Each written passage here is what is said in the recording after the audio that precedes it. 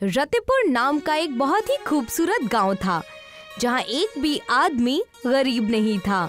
एक दिन उस गांव के किनारे पर एक आदमी रहने के लिए आता है और एक टूटे पुराने घर का इस्तेमाल करता है और फिर वो प्रधान के पास काम मांगने के लिए जाता है। अरे भाई, नए लगते हो, कहाँ से आए हो? मैं तो पास के एक दूसरे कस्बे में रहता था। अब सोच रहा हूँ कि यहाँ रह जाऊँ। ठीक है, और तुम यहाँ रहोगे कहाँ? प्रधान जी, मैंने गांव के किनारे पर एक टूटा हुआ घर देखा है। सोच रहा हूँ कि उसी में रह लूंगा। अच्छा, तो तुम उस पुराने घर में रहना चाहते हो? कोई बात नहीं, रह लेना, पर तुम इस कस्बे में ज्यादा दिन नहीं टिक पाओगे।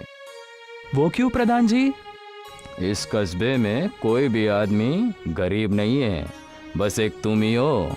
कस्बे वाले तुम्हें अपनाएंगे नहीं भैया। अरे प्रधान जी, जब मैं यहाँ आया तो मैं मेरे साथ काफी सारे पैसे लेकर आया हूँ, तो आप मेरे गरीब होने की फिक्र मत करिए। मैं वो घर एक नए तरीके से बनवा लूंगा। तो यहाँ मेरे पास क्यों आए हो?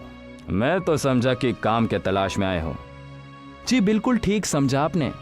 जब मैं घर बनाऊंगा तब मुझे काम की या कोई नई दुकान खोलने की जरूरत पड़ेगी, इसीलिए आपसे पूछताछ करने के लिए आया था। अच्छा, तो ठीक है, मेरी ही जमीन पड़ी है एक बाजार में, तो तुम उसे खरीद लेना। और घर बनाने के लिए लोग कहाँ से मिलेंगे? वो तो कस्बे के बाहर से बुलाने होंगे, तुम फिक्र मत करो। आज का दिन उस घर में निकालो, मैं सुबह होते ही उन्हें वहां भेज दूंगा। जी प्रधान जी, जैसा आप कहें। ये कहकर लच्छू वहां से अपने घर की ओर चला जाता है और प्रधान मुस्कुराने लगता है। शाम हो गई और प्रधान के घर पर दो लोग आए। ललित और मोहित, एक नया काम आया है। कैसा काम प्रधान जी? इस कस्बे के किनारे जो पुराना घर है, वहाँ एक नया आदमी आया है, लच्छू नाम का। कहते हैं पैसे बहुत हैं, एक नई दुकान खोलना चाहता है और साथ में एक घर भी बनाना चाहता है। तो आप क्या चाहते हैं? अब हम घर बनाएं? मोहित, पूरी बात सुनो। उन्होंने कहा कि बहुत पैसे लाए हैं उसने। क्यों प्रधान जी? ठीक समझा है तुमने। ओ, तो ऐसी बात है। तब तो हम उसका घर बनाने के लिए कल ही चले जाएंगे और शाम तक पूरा कर देंगे। ठीक है, अब काम पर लग जाओ तुम दोनों। अगले दिन ललित और मोहित लच्छू के घर के सामने खड़े थे। अरे भैया लच्छू, यही रहते हैं क्या? प्रधान जी ने बताया था कि यही पता है, पर पता नहीं आप कहाँ हैं। तभी दरवाजा खुलता है और लच्छू बाहर आता है। हाँ जी भैया, मैं ही लच्छू हूँ और यही घर मैंने खरीदा था। आप बस इसे ठीक से बना दीजिए। फिक्र मत करिए, साफ कर देंगे पूरा। और ये बंजर घर लगने लगेगा चकाचक। ठीक है भैया, और पैसे की फिक्र मत करिएगा, मैं सारे पैसे काम होते ही दे दूंगा। ललित और मोहित घर के अंदर घुसते ही वो देखते हैं कि वहाँ बस एक संदूक रखा है और एक कपड़ों का थैला। ठीक है भैया, तब हम काम शुरू कर देते हैं। जी, आप दोनों काम कीजिए, कोई जरूरत पड़े तो मुझे बताइएगा। जी भैया जी। दोनों को काम करते करते काफी देर हो गई। कड़ी धूप हो चुकी थी। लच्छू कहता है, भैया मैं आप दोनों के लिए कुछ खाने के लिए ले आता हूँ। जी भैया जी, भूख तो लग गई है। आप आएंगे तब तक हम आज का काम पूरा कर लेंगे। हाँ, पूरा साफ कर देंगे। हाँ हाँ ठीक है भैया, आप दोनों लगे रहिए, मैं अभी आया। लच्छू वहाँ से ये कहकर चला गया। भैया भैया, ये तो गया, अब हम असली काम शुरू करेंगे। काम तो आते ही हो गया था मोहित। वो कैसे भैया? वो देखो, बस एक संदूक रखा है और एक बक्सा जिसमें कपड़े दिख रहे हैं, और कोई भी सामान इस आदमी ने नहीं रखा है। अच्छा, तो वो खजाना जरूर उस संदूक में ही होगा। आप तो बड़े चालाक हो भैया। चल मोहित, साफ कर देते हैं। दोनों भाई मिलकर उस संदूक को खोलते हैं। उन्हें सोने चांदी के सिक्के मिल जाते हैं। वो दोनों पूरा संदूक उठाकर वहां से भाग जाते हैं। अरे भैया ललित मोहित, कहाँ गए आप दोनों? मैं खाना ले आया।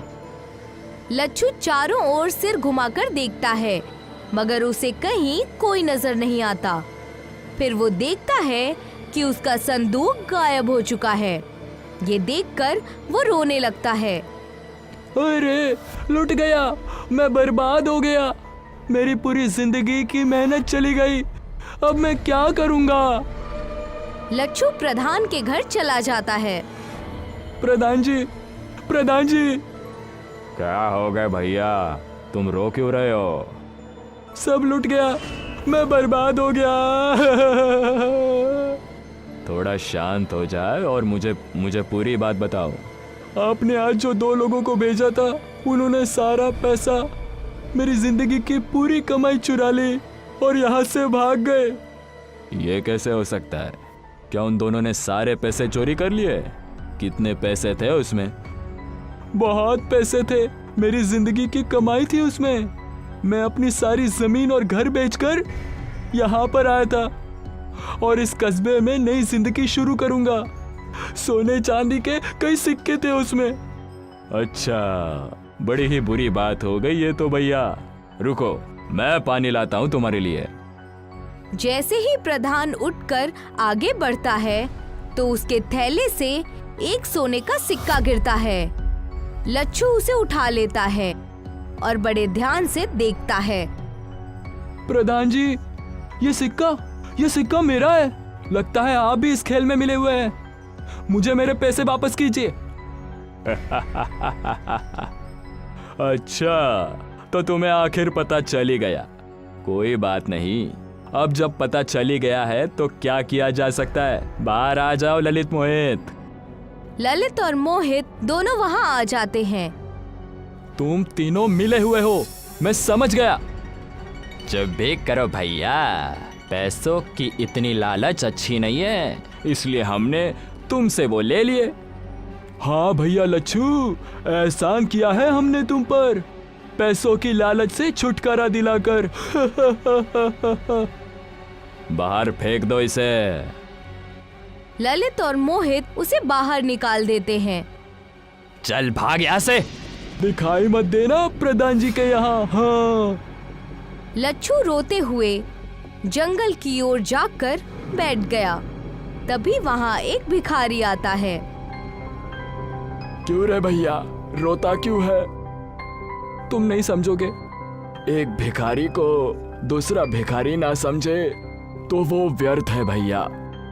मैं भिखारी नहीं हूँ, मेरे सारे पैसे इस कस्बे के प्रधान ने चोरी कर लिए हैं। तो हो गए ना भिखारी तुम भी। हाँ, शायद ठीक कह रहे हो तुम। अब मैं क्या करूं, मुझे कुछ समझ में नहीं आ रहा है। मुझे कुछ पैसे दे दो तो मैं तुम्हारी कुछ मदद कर सकता हूँ। अभी भिखारी कहकर चिढ़ा रहे थे और अब पैसे मांग रहे हो, गजब की बात है। समझता हूँ, पर भूख इतनी लगी है कि क्या करूं। लच्छू अपनी जेब से सारे पैसे निकालकर उसे दे देता है। बस ये आखिरी पैसे बचे थे मेरे पास। सारे पैसे दे दिए मुझे और खुद के लिए कुछ क्यों नहीं बचाया? तुम भी तो परेशान हो, मैंने तो खाना खा लिया था, तुम भी खाना खा लो इससे। क्या मांगते हो? मैं भी तुम्हें वो दूंगा। मेरा बोला खाली नहीं जाता, तो सोच समझ के बोलना। शायद तुम झूठ नहीं कह रहे, लेकिन फिर भी फिलहाल मैं इस हालत में नहीं हूँ कि कुछ सोच सकूं और मांग सकूं। अपनी मर्जी से जो ठीक समझो वही दे दीजिए। ठीक है, तो जिस घर में तुम रह रहे थे वहां पर एक खुफिया महल आ जाएगा। क्या सच? इतना बड़ा घर आप मुझे क्यों दे रहे हो? मैं इन सब चीजों से दूर हूँ भैया। मैं ना किसी से भीख मांगता हूँ और ना ही किसी को कुछ देता हूँ। जो दान में मिल जाए वो बिना कुछ कहे ले लेता हूँ। तुमसे मैंने मांगा था तो तुम्हें लौटा दिया। तभी भिखारी वहाँ एक संदूक प्रकट करता है और लच्छू को दे देता है। ये संदूक कैसा है? भैया, इस संदूक में बहुत पैसे हैं ताकि तुम्हें कभी पैसों की कमी ना हो। अगर तुम्हारे अलावा अगर कोई भी इस संदूक को खोलेगा तो वो इसमें कैद हो जाएगा। आपका बहुत बहुत शुक्रिया महंत जी। अरे भैया, फिक्र क्यों करते हो? ऊपर वाले का नाम लो और काम करो, फिर जो होता है वो करो। लच्छू हाथ जोड़कर उस इंसान को प्रणाम करता है और उसके जाने के बाद अपने खुफिया महल की तरफ आ जाता है। जैसे ही वो दरवाजा खोलता है तो मानो अंदर से वो जैसे कोई महल हो। अरे वाह, ये तो सचमुच एक महल की तरह है। लच्छू बड़ा ही अचंभित होकर पूरे महल को देख रहा था। तभी उसे दरवाजे पर एक दस्तक सुनाई देती है। संदूक को रखकर वो दरवाजा खोलने के लिए जाता है। दरवाजा खोलते ही ललित मोहित अंदर घुसे चले आते हैं और एक पल के लिए बहुत चक्के रह जाते हैं। ये क्या है? कैसे? कहाँ से? कब से? क्या काम है? अब क्यों आए हो यहाँ? प्रधान जी। प्रधान भी घर के अंदर आ जाता है। क्या है? आप तीनों को अब क्या चाहिए मुझसे? बेहतरीन है ये महल। कहाँ से तुम्हें मिला ये? आपसे मतलब? अपने काम से काम रखो और चले जाओ यहाँ से। इस महल पर मैं कब्जा कर लूंगा कुछ दिनों में। और ये संदूक जो वहाँ दिख रहा है ना, इसमें लगता है बहुत पैसे रखे होंगे इसने। हाँ प्रधान जी, ठीक कह रहे हैं। वैसा ही संदूक है जैसा ये लेकर आया था। हमें लगा बस एक है इसके पास, पर इसने तो दूसरा भी छिपा कर रखा था। इतना बेहतरीन खुफिया महल मेरे जैसे प्रधान के लिए ही बना है, और ये संदूक उस महल के साथ मिल रही है। भाई वाह! चलिए इसे खोलते हैं प्रधान जी। नहीं, इसे मत खोलो, इसे बस मैं खोल सकता हूँ। अगर किसी और ने खोलने की कोशिश की तो पता नहीं क्या हो जाएगा। बेवकूफ समझाए क्या? लच्छू की बात काटकर प्रधान ललित और मोहित उस संदूक को खोलते हैं और वो जैसे ही उसे खोलते हैं वो तीनों को अंदर खींच लेता है। लच्छू उन तीनों को देखता रह जाता है और फिर डर से तुरंत संदूक को खोलकर देखने लगता है। उस संदूक में बस हीरे और जवाहरात ही मिले और वो तीनों कहाँ चले गए इसका कोई पता नहीं चला। तब से लच्छू अपने खुफिया महल में रहने लगा। सीताराम राजगढ़ कस्बे में रहता है। राजगढ़ कस्बे में सड़क आ जाने से कस्बे का विकास शुरू हो जाता है। और कैसे हो सीताराम? सभी लोग शहर में काम ढूंढने जा रहे हैं। क्या तुम नहीं जाओगे? नहीं, मैं तो अपने ही गांव में रहकर कुछ काम कर लूंगा। पर तुम करोगे क्या? सोच रहा हूँ एक बड़ा सा घर बनाऊं और उसमें किराएदार रखकर अपना खर्चा निकालूं। पर तुम्हारे पास घर बनाने के लिए इतने पैसे कहाँ से आएंगे? घास का घर बनाऊंगा। हाँ, ऐसा हो सकता है। घास की तो हमारे गांव में कोई कमी नहीं है। देखना, बड़े महल जैसा घर होगा मेरा। सीताराम जंगल जाता है और वहाँ से बेहद सारी सूखी घास लेकर वापस आता है और उस घास को बुनकर घर बनाने लगता है। कई दिनों तक दिन रात मेहनत करने के बाद सीताराम का घास का घर बनकर तैयार हो जाता है। कई दिन तक ढूंढने पर सीताराम को एक किराएदार मिल जाता है। मुझे 2 कमरे चाहिए। मैं अपने परिवार के साथ यहाँ के गांव की स्कूल में पढ़ाने आया हूँ। हाँ हाँ, आइए जनाब। इतना बड़ा घर आप लोगों के लिए ही तो बनाया है। आ जाइए। सीताराम किराएदार को घर दिखाता है। किराएदार को घर पसंद आता है। कुछ दिन बीतने के बाद, अरे सीताराम जी, आपके घर में तो बहुत सारे चूहे हैं। ये तो रात को ठीक से सोने भी नहीं देते। माफ कीजिए जनाब, मैं आज ही चूहेदानी लाकर सारे चूहों को भगा देता हूँ। सीताराम दुकान में जाकर चूहेदानी खरीदता है और चूहेदानी की मदद से चूहों को जंगल में छोड़ आता है। कुछ दिनों तक तो किराएदार को कोई भी तकलीफ नहीं होती, पर जैसे ही बारिश का मौसम आता है, बारिश का पानी सीताराम के घास के घर में घुसने लगता है, जिसकी शिकायत लेकर किराएदार फिर से सीताराम के पास आता है। सीताराम जी, अब नई मुसीबत खड़ी हो गई है। क्या बात है बताइए, आप खुद ही चलकर देख लीजिए। किराएदार सीताराम को अपने कमरे में लेकर जाता है, जिसकी छत से बारिश का पानी टपक रहा होता है। ये देखिए, थोड़ी सी बारिश हुई नहीं कि पानी टपकना शुरू हो गया। अब आप ही बताइए, बारिश के मौसम में तो यहाँ घर के अंदर बाढ़ ही आ जाएगी। माफ कीजिए जनाब, मैं इसकी कुछ तरकीब ढूंढता हूँ।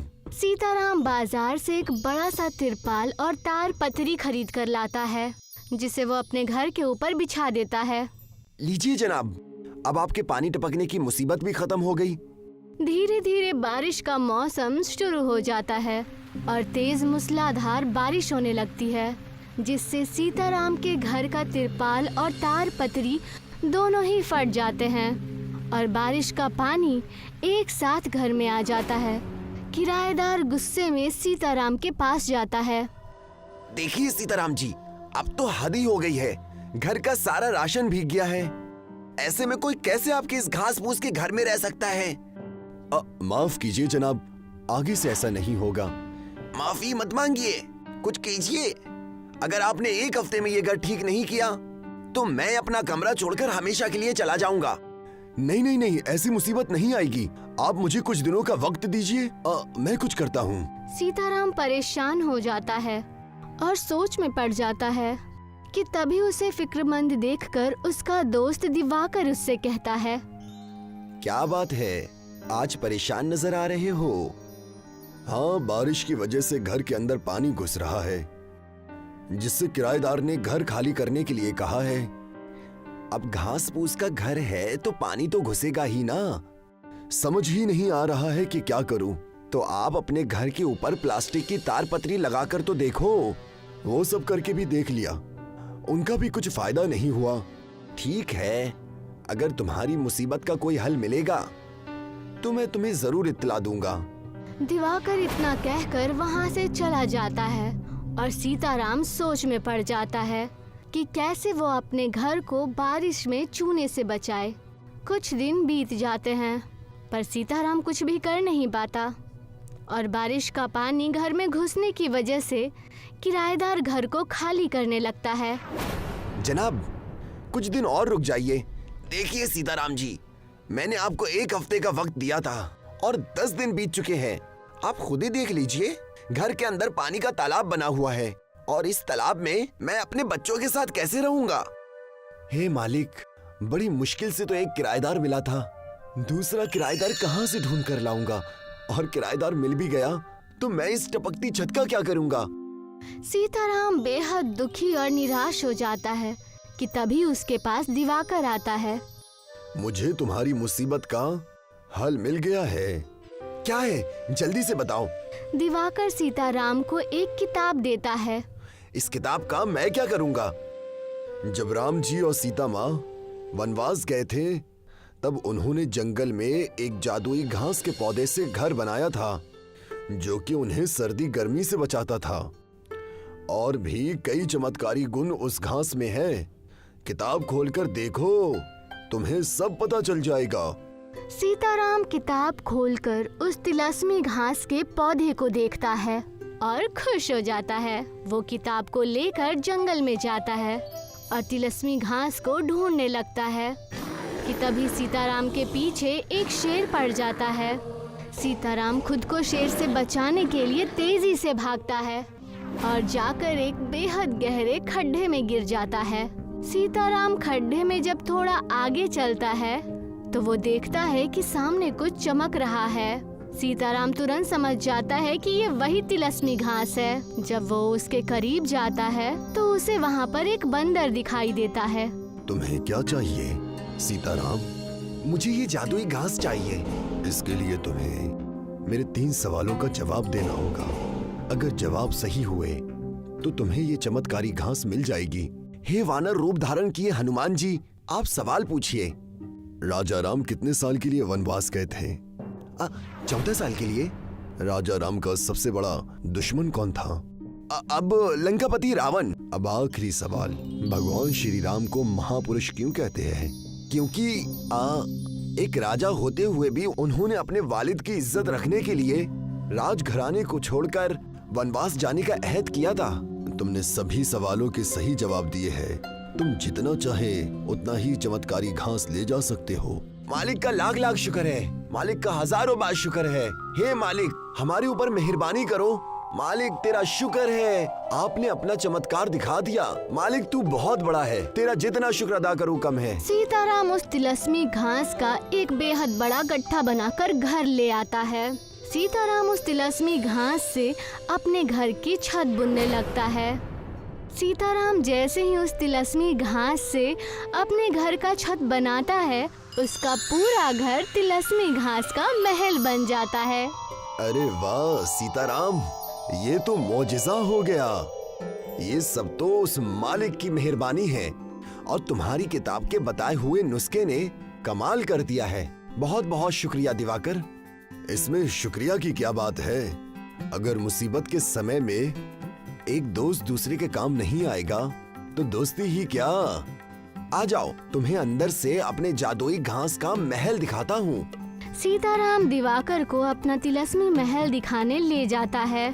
जब ये बात किराएदार को पता चलती है कि सीताराम के घास का झोपड़ा जादुई घास का महल बन गया है, तो वो अपना सारा सामान लेकर सीताराम के पास वापस जाता है। मुझे माफ कर दीजिए सीताराम जी, मैं आपके घर के छोड़ के चला गया था और ना जाने आपको क्या क्या कह दिया। कोई बात नहीं जनाब, उस वक्त मेरे घर की भी हालत ठीक नहीं थी और ऐसे पानी टपकने वाले घर में भला कोई कैसे रहेगा। पर अब मेरा घर बिल्कुल ठीक हो गया है। आप अपने पूरे परिवार के साथ वापस आ सकते हैं। किराएदार अपना सारा सामान और परिवार को लेकर सीताराम के तिलस्मी महल में वापस रहने आ जाता है।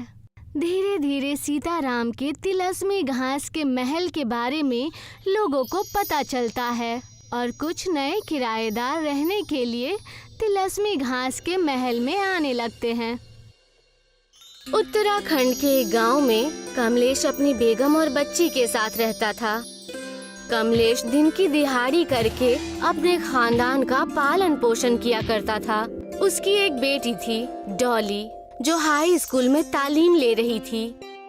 डॉली के बोर्ड्स एग्जाम सर पर थे, इसीलिए कमलेश दिन रात मेहनत करके डॉली के मदरसे और ट्यूशन की फीस भरा करता। लेकिन डॉली का तालीम पर बिल्कुल भी ध्यान नहीं था। वो दिन भर मोबाइल में गेम्स खेला करती या फिर अपने दोस्तों से ऑनलाइन बातें किया करती। पूरा दिन उसका मोबाइल पर ही निकल जाता था। उसे किताब को हाथ लगाए महीने निकल चुके थे। दिन भर मोबाइल से खेलती हो, कभी तो किताब देखो। तुम्हारी अम्मा और मैं दिन भर मेहनत करके तुम्हें तालीम दिला रहे हैं और तुम हो कि दिन रात बस इस मोबाइल से खेलती हो। नतीजा अगर बेकार आया तो तुम्हारी और तुम्हारे इस मोबाइल की खैर नहीं। ओफो, अब्बू आप भी ना सुबह सुबह शुरू हो जाते हैं। आज आपको काम के लिए देर नहीं हो रही क्या? डॉली और कमलेश की अनबन शुरू हो जाती है और तभी उनके घर उनका लैंडलॉर्ड यानी मकान का मालिक आ जाता है। अरे जनाब कमलेश, तुमने पिछले 3 महीने का किराया क्यों नहीं दिया? कब तक किराया दोगे भाई? इस महीने के आखिर तक 3 महीने का किराया और 15,000 डिपॉजिट लाकर दे दो, वरना घर खाली करके चले जाओ। देखिए जनाब, मैं इतने पैसे कहाँ से ले आऊँगा? मैं आपको 3 महीने का किराया जरूर दे दूंगा, मगर 15,000 डिपॉजिट कहाँ से भरूंगा? ये सब मुझे नहीं पता। मुझे अच्छा किराएदार मिल गया है जो किराया और डिपॉजिट दोनों ज्यादा देगा। इतना कहकर मकान मालिक वहाँ से चला गया। कमलेश और उसका खानदान उदास होकर सोचने लगे, अब हम क्या करेंगे डॉली के अब्बू? हमारे पास तो और कोई जरिया भी नहीं है और ना ही कोई रिश्तेदार जिससे हम मदद ले सके। अरे मेरी समझ में तो कुछ भी नहीं आ रहा है, अंधेरा ही अंधेरा दिख रहा है। इतना कहकर कमलेश मजदूरी करने चला जाता है। कमलेश जब दिहाड़ी करने अपने स्थान पर पहुंचता है, तब वो देखता है कि दूसरे मजदूर अपना अपना सामान बांधकर वहां से जा रहे हैं। अरे क्या मालूम आज सुबह सुबह किसका मुंह देखा था, किस्मत बहुत खराब चल रही है। अरे क्या हुआ भाई साहब, सारे मजदूर कहाँ जा रहे हैं? अरे कहाँ जाएंगे? अपने अपने घर जा रहे हैं। और कहाँ? ठेकेदार ने सबको नौकरी से निकाल दिया। उस आदमी की बात सुनकर कमलेश भागता हुआ ठेकेदार के पास पहुंच जाता है। अरे ठेकेदार साहब, हम सारे मजदूर कहाँ जाएंगे? हमारे बच्चे परिवार क्या खाएंगे?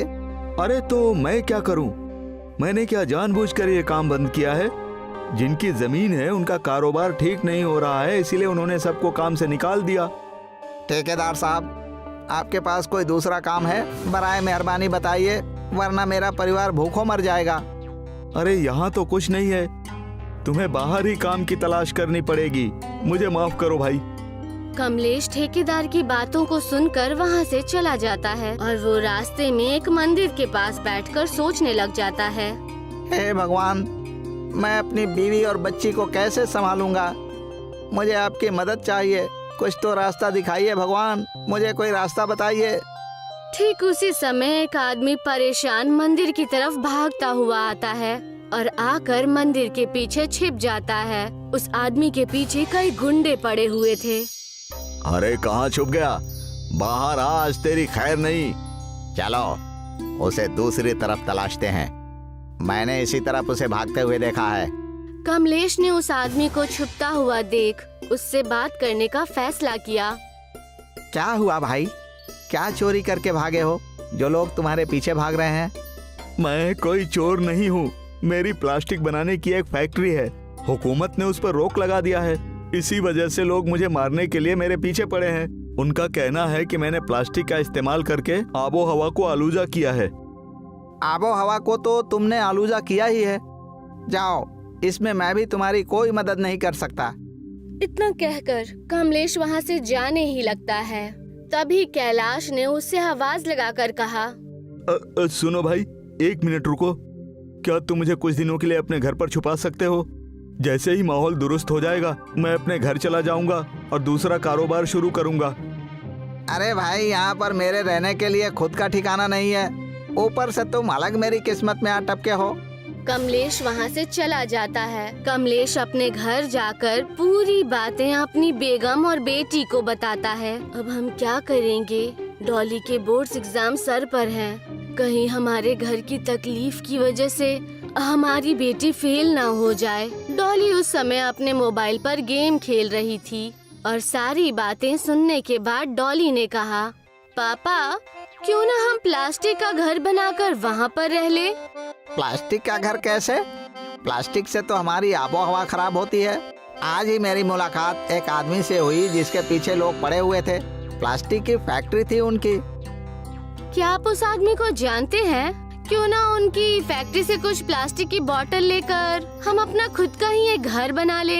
मैंने भी सुना है प्लास्टिक कभी नहीं सड़ता और इससे हमारे घर की तकलीफ दूर हो जाएगी और आपका कारोबार भी चलने लगेगा।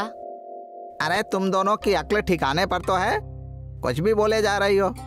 प्लास्टिक का घर कैसे बन सकता है? घर वालों की बातें सुनकर कमलेश रात भर प्लास्टिक के घर के बारे में सोचने लगता है और वो सुबह उठकर कुछ चिप्स और बिस्किट के पैकेट लेकर मंदिर की ओर चला गया। कैलाश भाई, आप हैं या चले गए? मैं आपके लिए कुछ वेफर्स और बिस्किट लेकर आया हूँ।